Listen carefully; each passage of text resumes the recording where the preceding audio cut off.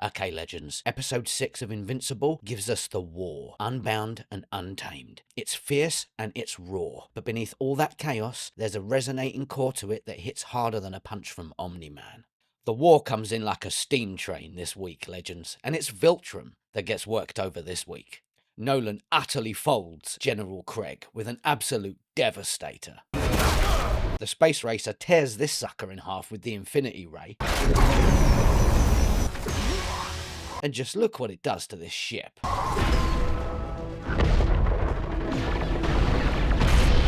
Mark and Oliver tear through a Viltrumite space cruiser like a pair of hypersonic missiles, and Thedas completely dismantles everyone who shows up thinking it's a fair fight. This episode rolls in like a thunderstorm, legends, and it's taking no prisoners. This is Invincible.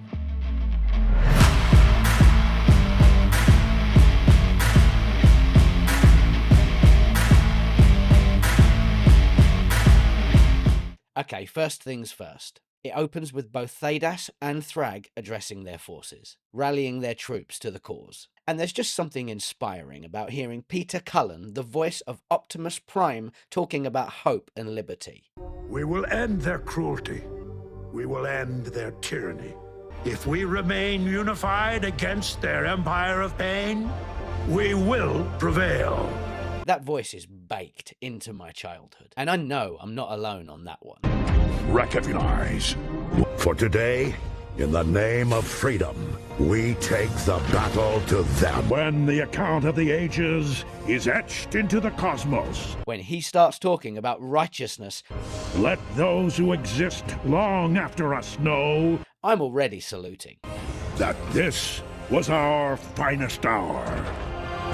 Like, hell yeah. Where's my sword and who we fighting, Optimus? And Thedas is just like Optimus. He leads from the front. When General Kregg tries it on with him, he gets humbled. Where is the betrayer? Here. Wallop. That's some dental work right there. And that's not the last time Thedas gives him a reality check. The moment Kregg enters Thedas' orbit, it's a wrap. He's already lost. Let's look at Nolan's haymaker again. I mean, Kregg just has a rough day at the office this episode.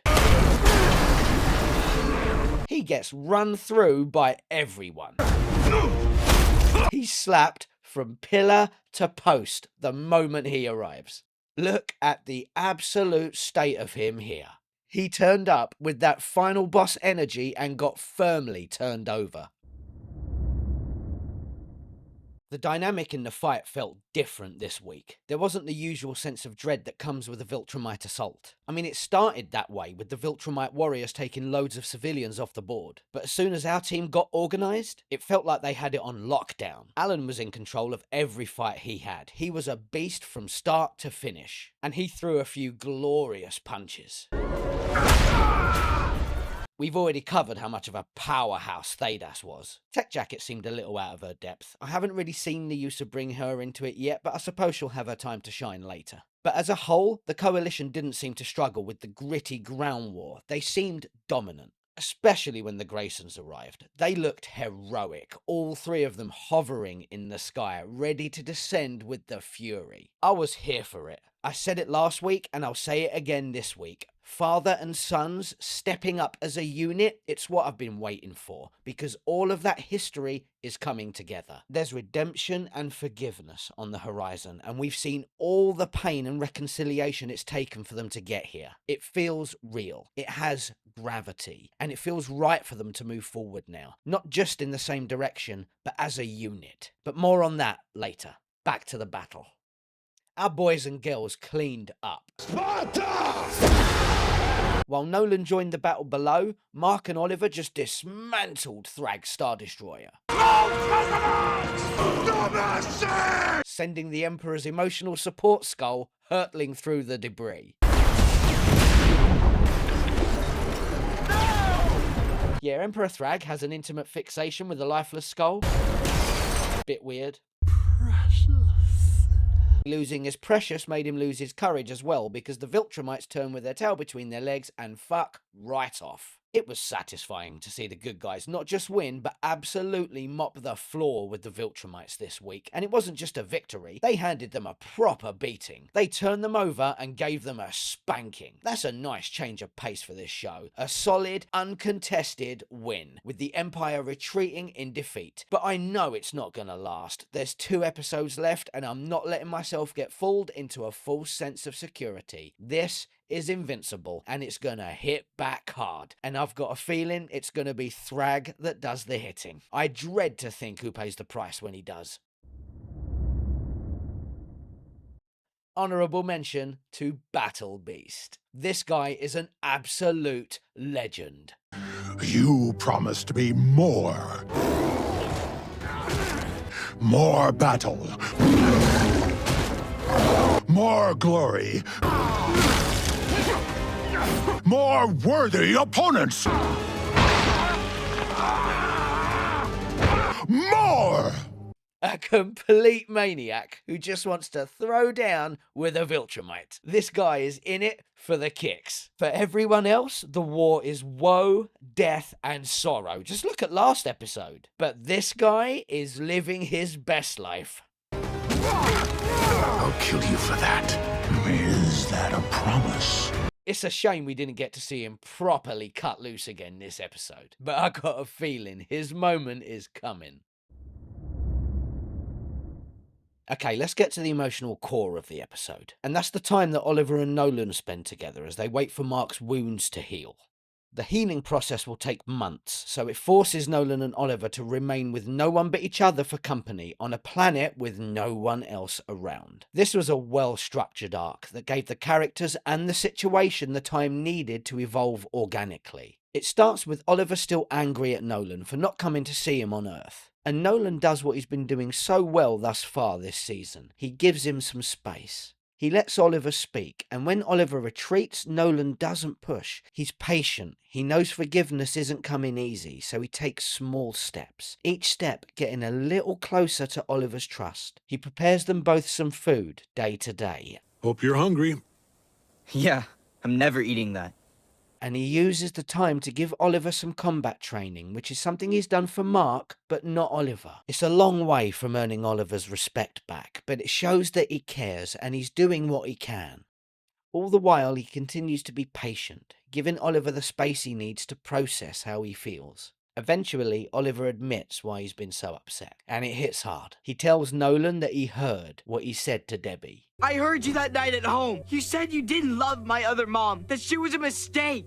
Am I a mistake too? And the moment's passionate, and Oliver doesn't just stop at his mum. He explains that he wanted to be just like him, just like his dad, and that's why he wears Nolan's symbol. But as far as he could see, all Nolan cared about was Mark.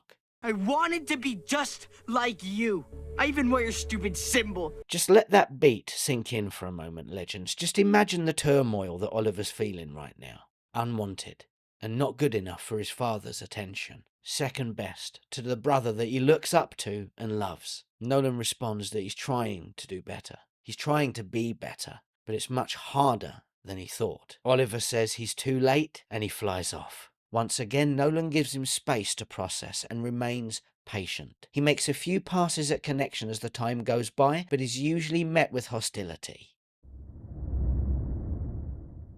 But the true bonding begins when they try to recover some alien eggs containing valuable proteins to help Mark heal. As they fight together for someone they both care about, they form a respect for each other throughout the fight. But as Nolan moves to kill the creature, Oliver encourages Nolan to show empathy. He stands in his way, stopping him from killing it. And I think that by showing Oliver he can have empathy, that's his first step to earning Oliver's trust again.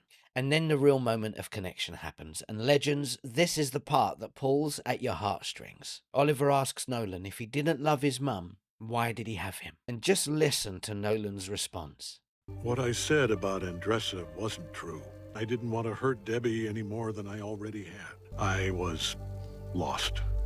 She and her people, your people, they don't have time to dwell on the past.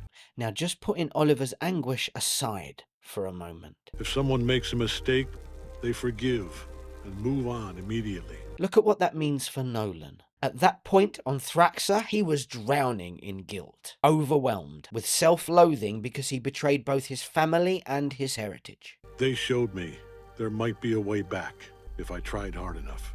But it was the Thraxans that taught him forgiveness is possible. And that's massive for Nolan. He comes from a society where forgiveness doesn't exist. He already explained last episode that he knows forgiveness is earned. It's not asked for. But he needed to forgive himself before he could expect anyone else to forgive him. Without that first crucial step, he never becomes this version of himself. The one we see now. The one who can shoulder the pain from those that he's hurt and share it for them, lightening their load to help them heal, which is what we've seen him try to do all season. Own his crimes and make his penance. Okay, let's circle back to Oliver now, because Nolan says a little bit more that's important. You were not a mistake. And neither was my time with Andressa. You deserve to be angry at me. That, right there, that's Nolan showing some serious insight and empathy. I've failed you in every way a parent shouldn't.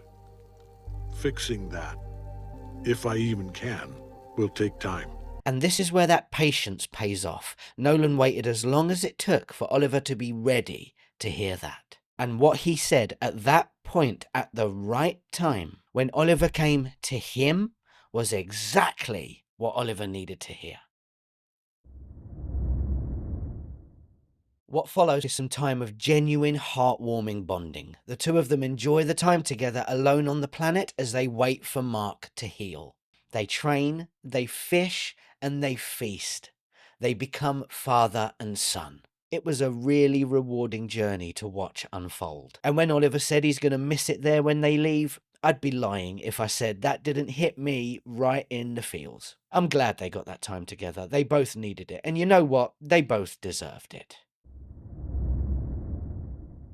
Episode 6 works really well as a parallel narrative, and that's not always easy because a story that bounces back and forth between two plot lines usually ends up with one being stronger than the other. But here, both deliver. Oliver and Nolan's bonding and the war. And then you get the payoff at the end. The final battle where the coalition comfortably takes the win. But now, the sense of foreboding is palpable, because this is Invincible, and it's not gonna let that stand. Tragedy is coming. You can feel it. Thragg is not gonna take this lightly. My vote is we just point Battle Beast at him. Long have I waited for such a worthy challenge. Sit back with some popcorn and crack open a few cold ones. That's what I would do if I was Thedas. Thanks for joining me in the stars today, legends. I've enjoyed having you with me on this one, and I hope you've enjoyed being here too. If you like what you've seen, please subscribe for more Hex Effect. One little click goes a long way to helping me grow the channel, and it helps me bring you more videos. I've been Hex. He's been an absolute Spartan, and you've been legends. See you next time.